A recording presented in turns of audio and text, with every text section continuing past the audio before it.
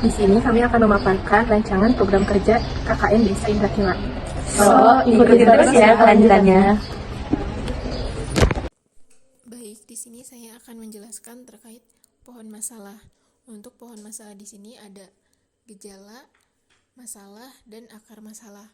Untuk gejalanya yaitu pola pikir masyarakat terhadap pendidikan dan meningkatnya pernikahan dini di Desa Indrakila.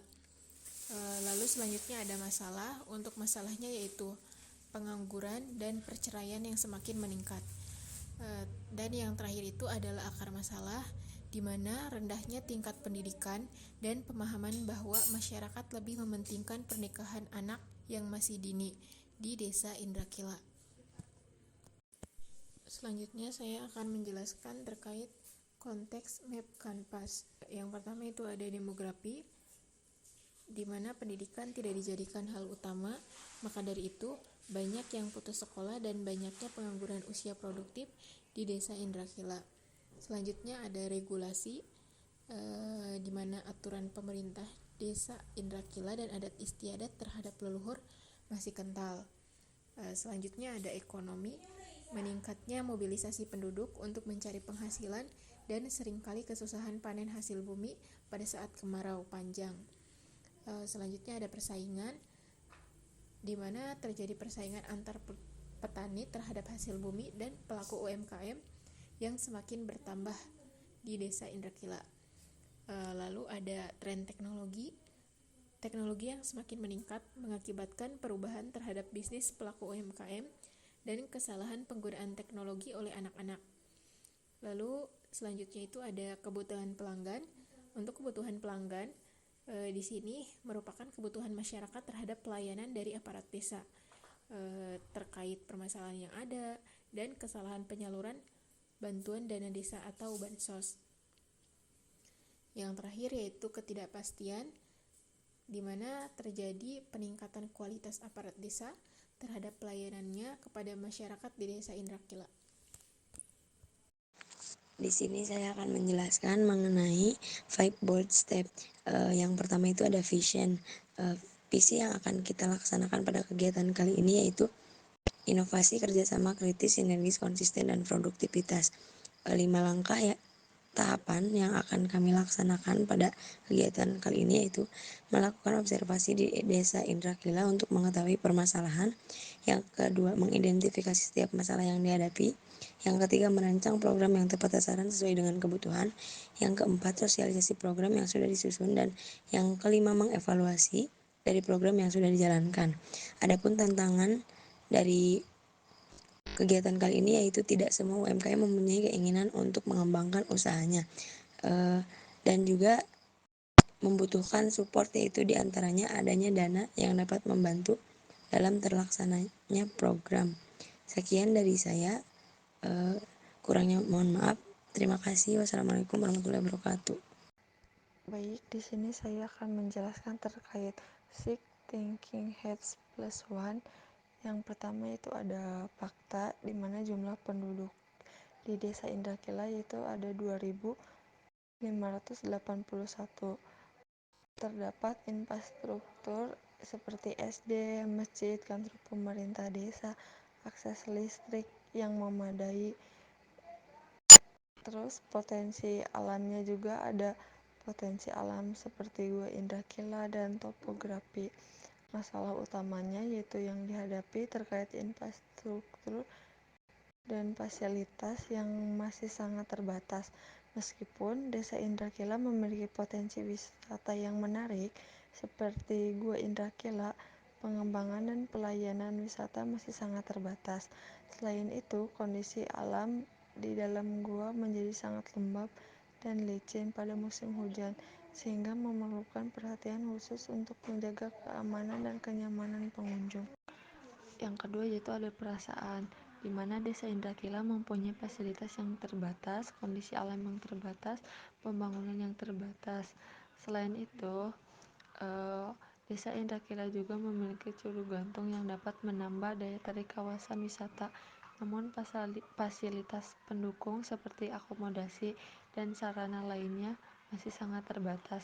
Hal ini dapat menyebabkan rasa kecewa dan kurangnya kenyamanan bagi para pengunjung. Yang ketiga yaitu ada ide. Yang pertama, pengembangan fasilitas dan promosi wisata dapat meningkatkan jumlah wisatawan yang datang ke Desa Indrakila. Yang kedua, pembangunan infrastruktur. Ini dapat membantu dalam meningkatkan kualitas hidup masyarakat. Yang ketiga, membantu dalam mengembangkan fasilitas-fasilitas yang mendukung belajar dan perhatian seperti sekolah dan pusat-pusat perhatian. Yang keempat yaitu ada ide, di mana yang pertama itu membangun infrastruktur, yang kedua pembangunan wisata, yang ketiga pengembangan kepedulian terhadap alam, dan yang keempat pengembangan pengetahuan dan keterampilan. Yang kelima itu ada program. Yang pertama melakukan perencanaan tujuan dan program yang akan dilaksanakan. Yang kedua melakukan pembagian tugas serta tanggung jawab antar anggota. Yang ketiga melakukan pengawasan dan evaluasi program. Yang keempat melakukan penutupan program sesuai dengan rencana yang telah ditetapkan. Yang keenam yaitu pertimbangan, di mana yang pertama itu ada menetapkan tujuan yang spesifik, terukur, dan dapat dicapai.